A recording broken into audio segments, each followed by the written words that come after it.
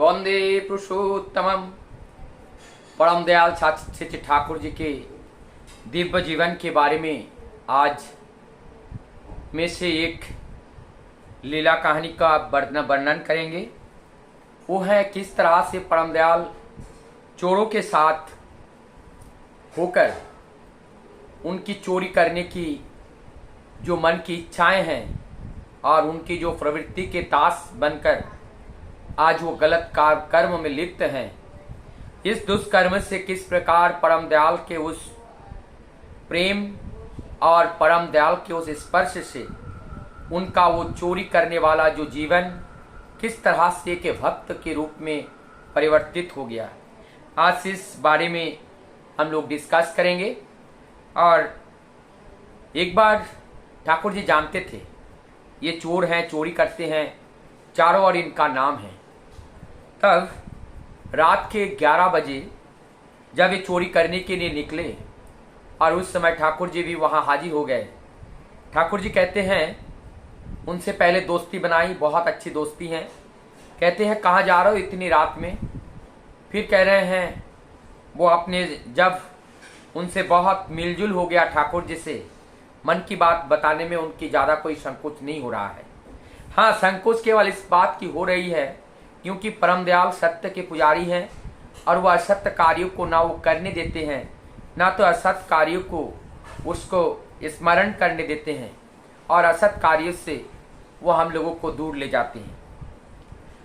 तब ठाकुर जी ने पूछा कहाँ जा रहे हो? उन्होंने प्रत्युत्तर में कहा चोरी करने के लिए जा रहा हूँ। ठाकुर जी ने कहा जब तुम हमारे मित्र हो और हम लोगों में सच्चे में हम एक दूसरे के मित्र हैं, तो मित्र का क्या दायित्व नहीं होता है कि मित्र जो कार्य करे उस कार्य में मित्र उनको सहयोग करे। तो तुम चोरी करने जाती हो, हमें भी तो बुला सकते हो। हम भी अगर तुम्हारे साथ अगर चोरी करने के लिए चले तो मैं तुम्हें कुछ उपकार भी तो कर सकता हूँ। और वो चोर हंसते हुए कहते हैं आप क्या हमें उपकार करेंगे? ठाकुर जी बोलते हैं हमें लेकर चलो ना, देखना हम तुम्हें कितने फायदा पहुँचाएंगे। ये कह करके ठाकुर जी उनको उस दिन और वो चोरी करने नहीं जा पाए। दूसरे दिन जब चोरी करने का प्लानिंग हुआ, ठाकुर जी को उन्होंने बुलाया और बुला करके बताया कि चलो आज हम चोरी करने के लिए चलते हैं। तब ठाकुर जी उनके साथ जाते हैं।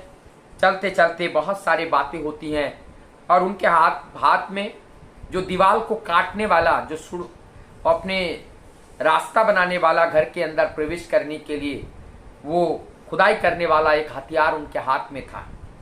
इस हथियार को लेकर के वो वहाँ पे पहुँचते हैं और ठाकुर जी से अनेकों प्रकार के बातचीत चलती हैं। और इस बातचीत के सिलसिले में वो डिस्कस करते हैं क्यों चोरी करते हो और तुम अपने घर से आए हो, कैसे आए हो, घर की क्या स्थिति है, और ये सारी बातें। मूल बात ये है इन्होंने उनको अंतर राज्य में जाना चाहा, उनका अंदर प्रवेश करना चाहा, उनकी इस चोरी करने का वास्तविक की जो उद्देश्य है उसको जानना चाहा। और जब वास्तविक उद्देश्य है चोरी करने से क्या होता है, इसका परिणाम क्या होता है, इस परिणाम को वो चोर को बताने के लिए ठाकुर जी ने प्रयास किए।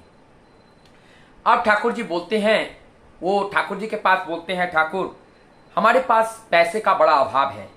ठाकुर प्रत्युत्तर में बोलते हैं इतने दिन तुम चोरी कर रहे हो, तुम्हारे पास पैसे का अभाव अभी तक नहीं गया। अगर तुम्हारे पास पैसे का अभाव चोरी करने के बावजूद भी नहीं जाता है तो ऐसा चोरी क्यों करते हो? एक तो बदनाम भी हो जा रहे हो और ऊपर से तुम जो है तुम एक पैसा तुम्हारे पास भी नहीं है। अच्छा, तुम जहाँ से आए हो तुम अपने घर पर दरवाजा लगा के आए हो? चोर कहते हैं कि नहीं, हमने घर पे दरवाजा नहीं लगाया। ठाकुर जी बोलते हैं तुम्हारा नवविवाहिता नव यौवन तुम्हारी युवती है, युवती तुम्हारी पत्नी घर पे हैं, यदि तुम्हारे घर में कोई प्रवेश कर जाए और कोई अनहोनी हो जाए तब तुम क्या कर सकते हो? इस बात को जब बोला उनके मन में भी विचलित हुआ। और ठाकुर जी फिर यहाँ रुके नहीं, आगे बात बताते गए कि मनुष्य के जीवन में जो इच्छाएं हैं और जीवन का जो उद्देश्य है उनको समझना बहुत ही जरूरत है। हम लोग मनुष्य जीवन पाए हैं, ये सबसे बड़ी पुण्य का फल है कि हम मनुष्य जीवन पाए हैं। क्या ये मनुष्य जीवन में चोरी करने से ही मनुष्य जीवन का उद्धार होगा? क्या हम जो चोरी कर रहे हैं, इस चोरी का जो पाप लगेगा, ये पाप का जो भाग है, जो हिस्सा है, इस पाप का जो हिस्सा होगा, हमारे परिवार के लोग क्या लेंगे? इसके लिए क्या हमने कभी सोचा है? इसमें बहुत सारी बातें उन्होंने कही और उसके बाद उन्होंने जो चोर के बारे में हम जानते हैं, जब वाल्मीकि वो जब चोर के रूप में थे, जब वो डाकैत के रूप में थे, तब उनको वो बहुत बड़े दर्शु थे और वो दर्शु वाल्मीकि बने।